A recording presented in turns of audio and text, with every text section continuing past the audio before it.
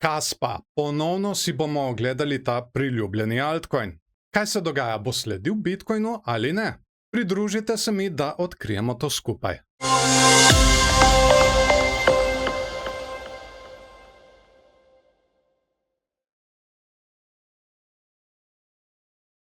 Ampak najprej si bomo ogledali, kaj se dogaja na Bitcoinu. Pred nami je dnevni graf in če se morda spomnite iz prejšnjega videa, sem tukaj začrtal tele črte, ki naj bi ponazarjale divergence. Zdaj tukaj sem še opozoril, da nismo naredili vrha in kot se je izkazalo, smo dobili višji vrh, tako da nismo dobili skrite medvedje divergence. Se je pa izvršila tale bikovska divergenca.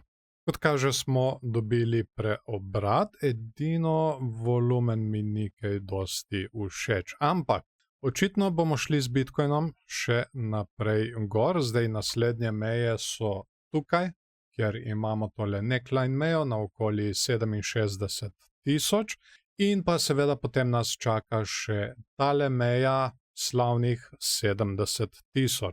Zdaj, če se slučajno situacija obrne navzdol, bi pa gledal ponovno tole mejo na okoli 60.059, 60.000, ker ta meja je zelo pomembna, tako iz tehničnega kot psihološkega vidika. Ampak kljub temu, da trenutno kaže za navzgor, imam še vedno nekatere skrbi. In te skrbi ne izhajajo iz kriptosveta, pač pa iz delniškega. In to je Nasdaq, gledamo tedenski graf. Zakaj gledamo Nasdaq? Zato, ker je ponavadi pozitivno koreliran s kriptotrgom. In ta zadeva tukaj, ki se je izvedla, se mi ne zdi nič kaj v redu.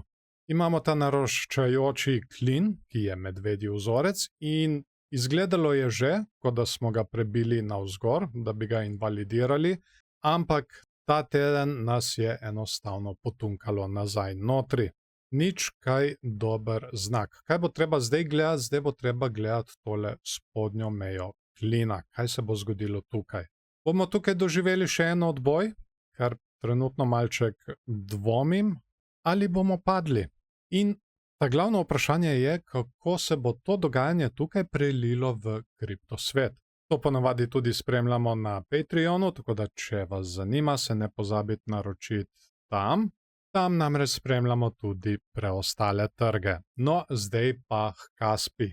Kaspa, to je zdaj tudi dnevni graf. Mi smo zdaj v tej konsolidaciji že ogromno časa. Samo malček, da izmerim, recimo od tukaj pa do tukaj, koliko imamo, 247 dni.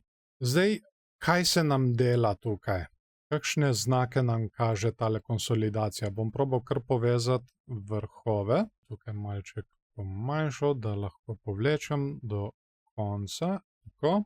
Pa dajmo povezati še dna, to eno dno, pa ta drugo dno. In ja, ne dobimo ven nič kaj tako zelo obetavnega, to je namreč naraščajoči, razširjajoči klin, ki je medvedji vzorec. Zdaj, v tem vzorcu lahko vsekakor še zrastemo, če preidemo to mejo na nekje 18-20 centih, lahko vsekakor zrastemo do tukaj gor, do tam nekje 26-27 centov. Ampak ta konsolidacija je velik medvedji vzorec, zato je treba paziti. Poleg tega imamo še tukaj še eno manjšo konsolidacijo. Znotraj tega vzorca imamo še en vzorec, ta zadnja konsolidacija, če povežemo tudi tukaj vrhove in dna, dobimo ven naraščajoči klin, običajni naraščajoči klin, ki je tudi medvedji vzorec. Zdaj, je to kakšna sigurnost? Ne, nikakor ne. Ti vzorci so pač samo možnosti. Klini imajo tam nekje 75% možnosti, da se dejansko izvedejo. Smo že prebili kakšen naraščajoči klin navzgor? Ja, seveda smo. Kot sem rekel, to niso sigurnosti. To tudi mogoče še ni dokončan vzorec. Lahko se nam čez čas pokaže čisto nekaj drugega. Zdaj, mogoče bi bila tukaj tudi pričakovana nadaljna rast zaradi tega. Kaže se nam tudi kot neke vrste skrita bikovska divergenca. Tukaj vidimo, imamo dno in višje dno v gibanju cene. Medtem ko tukaj pri RSI pa imamo tukaj eno dno in dno na isti višini. Kot vemo, skrite bikovske divergence ponavadi nakazujejo na nadaljevanje rasti. Tako da zaenkrat bi jaz še počakal, kar se tiče tega vzorca, po mojem, da ni še dokončan, lahko se tudi razvije v dvojno dno, ki je bikovski vzorec, in potem potegnemo gor vse do 26-27 centov. Ampak predtem moramo pa najprej prebiti tole mejo tukaj na okoli 20 centih. Tako da vsekakor vredno spremljanja. Ta kovanec bomo spremljali tudi še naprej na mojem kanalu, tako da ne se pozabiti naročiti.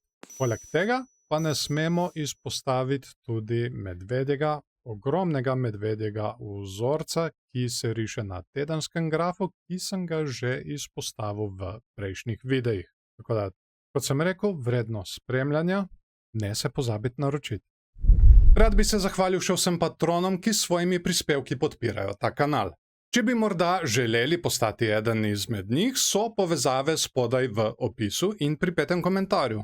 In seveda, v zameno za podporo dobite tudi dostop do dodatnih vsebin.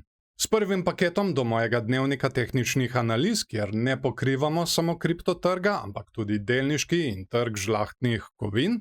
Z drugim paketom višje, pa dobite dostop tudi do moje Discord skupine. Tam še bolj podrobno spremljamo kripto in tudi na manjših časovnih intervalih.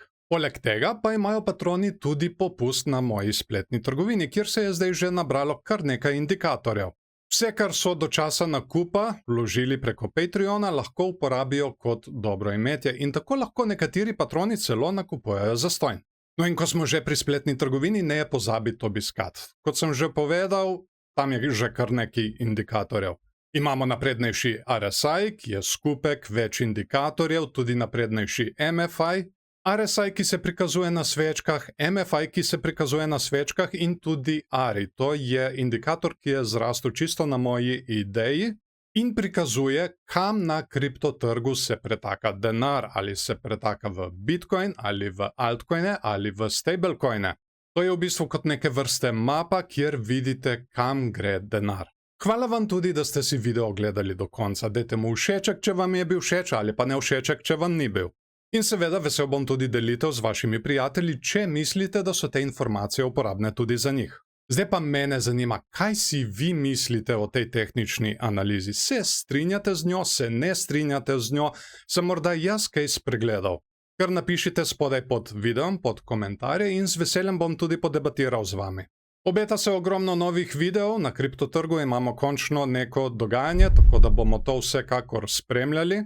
Poleg tega bomo razkrivali tudi nove projekte v sodelovanju s cryptonews.com. In zato, da kakšnega videa ne boste zamudili, je najboljše, da se naročite na kanal in nastavite obveščanje, da vas bo YouTube o novem videu takoj tudi obvestil. In to, čim ga naložim gor. No, zaenkrat bo to vse, želim vam lep dan še naprej in se vidimo v naslednjem videu.